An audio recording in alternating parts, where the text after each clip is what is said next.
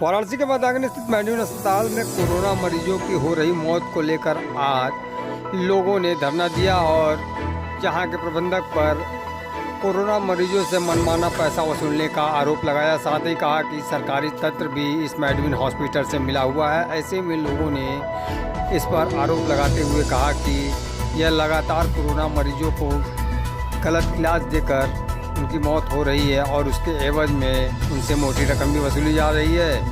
एक पत्रकार की मौत के बाद कुछ पत्रकार और अन्य समाज सेवियों ने आज मैडविन अस्पताल के पास धरना दिया और कहा कि जल्द से जल्द इस अस्पताल पर कार्रवाई होनी चाहिए।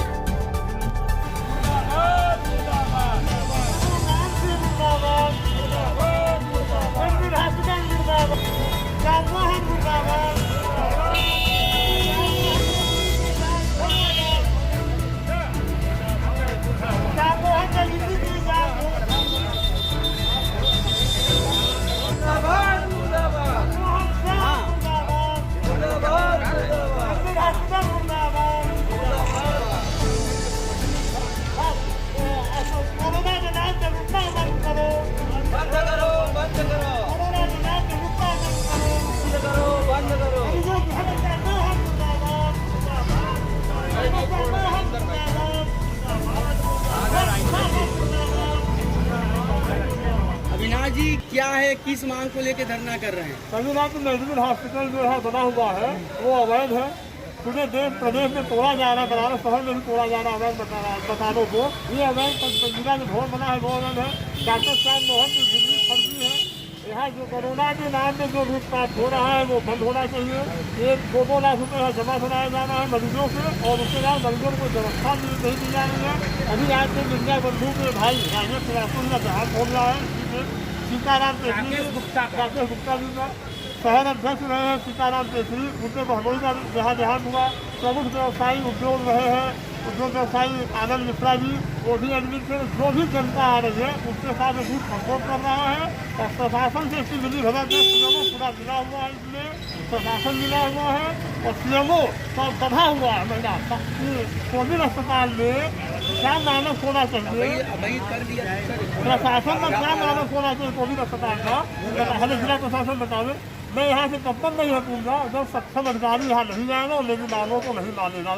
यहाँ मांग नहीं मानी जाएगी तो मैं 72 घंटे बाद डीएम साहब को भेजेंगे। और पूरी तरफ से ये मोदी जी का और योगी जी का फोटो लगा के जरूर काम कर रहा है, ये गलत है। ये चोर है सर, ये चोर है साला, पूरी जिंदगी फर्जी है। तो कोरोना मरीज देख रहा है यहाँ पे श्याम मोहन मनमोहन श्याम, पूरी जनता जो है इससे त्रस्त है। आप जान लीजिए। और ये मानवीय संवेदना विभाग है, ये यानी जानवर है, भ्रष्ट आदमी है, इससे सबको को भी जान लीजिए।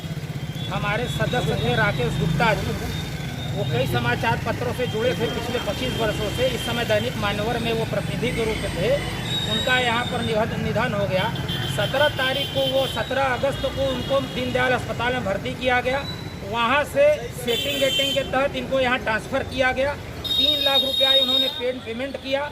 उनके पुत्र अनुराग गुप्ता ने बताया कि प्लाज्मा इनसे लेने के बाद यहाँ पर डॉक्टर मनमोहन श्याम जो हैं उन्होंने प्लाज्मा नहीं चढ़ाया और वो प्लाज्मा किसी को बेच दिया। पिछले 3 दिन 4 दिन पहले उनका निधन हो गया और उसके बाद से यहाँ पर डॉक्टर लोग कोई उसको रसीद दे रहे हैं, न पूर्जा दे रहे हैं। क्या मांग है आपकी? हमारी मांग है कि अस्पताल के खिलाफ थोड़ी कार्रवाई की जाए और राकेश गुप्ता को मुआवजा दिया जाए, अस्पताल को बंद कराया जाए, इनकी आर्थिक शारीरिक मानसिक जांच कराई जाए। यहाँ पर कोई कैमरा नहीं है जो चालू है, किसी परिजन को मिलने नहीं दिया जा रहा है। यहाँ पर आनंद मिश्रा जो नदेसर के पूर्व कांग्रेस नेता फर्नीचर व्यवसायी हैं, उनके साथ भी 2-3 लाख रुपए की यहाँ अवैध वसूली की गई। कई लोग यहाँ पर मरते चले जा रहे हैं और बाडी दे दी जा रही है। बाडी पर तमाम खरोंचे आ रही हैं, न कोई पेमेंट की रसीद न कोई रसीद। लोग परेशान हैं यहाँ पर। इस संबंध में जब मैडविन हॉस्पिटल के प्रबंधक से बात की गई तो उन्होंने अपना पक्ष रखते हुए ये बातें कहीं। नमस्कार, मैं डॉक्टर मनमोहन श्याम, गहन चिकित्सा विशेषज्ञ, मैडविन हॉस्पिटल मैदागिन। कोरोना मरीज क्या मेरे हॉस्पिटल में ही पहली बार मरा है या इससे पहले भी जो बनारस में या और जगह पे लोग हो रहे हैं, पीड़ित हो रहे हैं? बहुत जगह पे छत पे कूद करके लोगों ने, कोरोना पीड़ितों ने आत्महत्या की या गिर के दुर्घटना हुई, वे लोग क्या वहाँ भी गए थे? या और भी बहुत सारे हॉस्पिटलों में, चिकित्सालयों में रोज़ कई संख्या में लोग मर रहे हैं। क्या ये लोग वहाँ भी गए थे धरना प्रदर्शन करने? क्या उनका ये पहला है या ये आखिरी है? बहरहाल जिस मरीज़ के बारे में बात कर रहे हैं, ऐसे 2-3 मरीज़ हैं। अभी तक मैं अपना पूरा आपको एक छोटा सा रिपोर्ट कार्ड भी दे देता हूँ। अभी तक हम लोगों ने 147 लोगों का पिछले लगभग डेढ़ माह के अंदर में इलाज किया है, जिसमें से कोरोना के पीड़ित मरीजों का इलाज किया है। और मेरा मेडविन हॉस्पिटल उत्तर प्रदेश का, पूर्वी उत्तर प्रदेश का लगभग ये पहला हॉस्पिटल है जो L1, L2 और L3 सुविधाओं के द्वारा, सरकार के द्वारा हम पे विश्वास करके हमें दिया गया। और मैंने उस समय यह कदम आगे बढ़ाया था जब हमारे शहर को, हमारे प्रदेश के लोगों को, शहरवासियों को, हमारे अपने सगे संबंधियों को, रिश्तेदारों को हमें लग रहा था कि वे लोग पीड़ित हो रहे हैं और कहीं पर भी उनकी अगर एक अच्छी इलाज की सुविधा उपलब्ध हो जाए तो उससे उनको काफ़ी लाभ मिलेगा, उनके जीवन की रक्षा की जा सकती थी। अपने साथियों के, अपने सहकर्मियों की जान को हम लोगों ने जोखिम में डालकर यह कदम उठाया और डेढ़ माह के अंदर में, लगभग डेढ़ माह के अंदर में 147 लोगों का इलाज किया, जिसमें से केवल तो बोलना ठीक नहीं है, 9 लोगों को 9 लोग जो इलाज के दौरान कोरोना से जंग लड़ते हुए लगभग शहीद हो गए, जिनको हम लोग लाख कोशिशों के बाद हम लोग शायद बचा नहीं पाए, या उनमें से 3-4 लोग तो 2-4-6 घंटे के अंदर में या एक दिन के अंदर में एक्सपायर हो गए थे, वे लोग हैं। दूसरी बात है कि एक जो अभी तत्कालिक जिसके लिए यह घटना चल रही है, वह उनके प्रति हमें बहुत हार्दिक संवेदना भी है और ईश्वर उनकी आत्मा को शांति करें। उनके पुत्र अनुराग लेकर के आए थे। यह पेशेंट पेशे से पत्रकार थे और वृद्ध थे, काफ़ी लंबे समय से बीमार चल रहे थे। घर पे उनके लोगों ने उनका इलाज कराया, लेकिन उनका रोग नहीं ठीक हुआ और वह रोग बढ़ता चला गया। हमारे पास भी जब आया, हमने वीडियो मंगा कर देखा तो उसमें बहुत गंभीर अवस्था थी। हमने मना कर दिया था कि आप BHU या कहीं और लेके जाइए। फिर उनके कई लोगों ने फ़ोन किया कि नहीं सर, आप ले लीजिए, हम लोग हर एक तरह से सक्षम हैं, इलाज कराएंगे, पूरा करेंगे। लेके आया, प्रोग्नोस्टिकेट करके लिया था। पेशेंट बहुत सीरियस था। 2-3 दिन के इलाज के बाद बीच में बड़ा अच्छा इंप्रूव कर गया। उसके बाद फिर से वो गंभीर होने लगे, वेंटिलेटर पे गए। वेंटिलेटर पे 4-5 दिन तक हमने उनको मतलब कि उनकी सेवा की और वो जंग लड़े, लेकिन उसके बाद एकाएक फिर उनका कार्डियक अरेस्ट हुआ। फिर हम लोगों ने उनको रिवाइव किया, थोड़ा देर तक वो चलते रहा और संभवतः फिर उसके बाद वे एक्सपायर हो गए।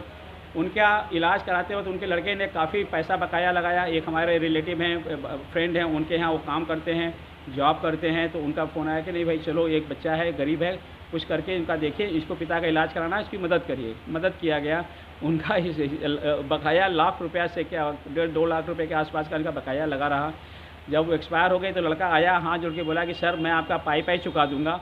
अब वो मेरी डिग्री देखने आती है तो मैं उनको ज़रूर दिखाता कि मेरी डिग्री क्या है। मैं आपको बता दूं, मैं doctor Manmohan Shyam MBBS MD anaesthesiologist हूं और इंटेंसिविस्ट हूं। पेनलेस डिलीवरी भी कराता हूं, पेन का भी करता हूं काम, और मैं गहन चिकित्सा का कार्य पिछले 20 सालों से कर रहा हूं। अपनी ऊर्जा और क्षमता एक सही दिशा में लगाएं। आज हमारा देश ही नहीं, हमारा प्रदेश ही नहीं, हमारा शहर ही नहीं, हम सभी लोग कोरोना से भयानक पीड़ित हैं। आने वाला समय हो सकता है और भी ख़राब हो, उसमें लगाएं। लोगों को जागृत करें, लोगों को कोरोना की तरफ विक्टिम होने से बचाएं, लोगों को सहायता करें।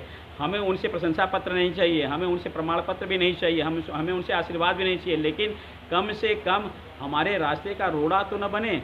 रोड़ा भी बनेंगे तो मेरे पास उसका भी इंतजाम है। मैं सामर्थ हूँ इन तरह के हर एक व्यक्तियों से अकेले निपटने में सामर्थ हूँ।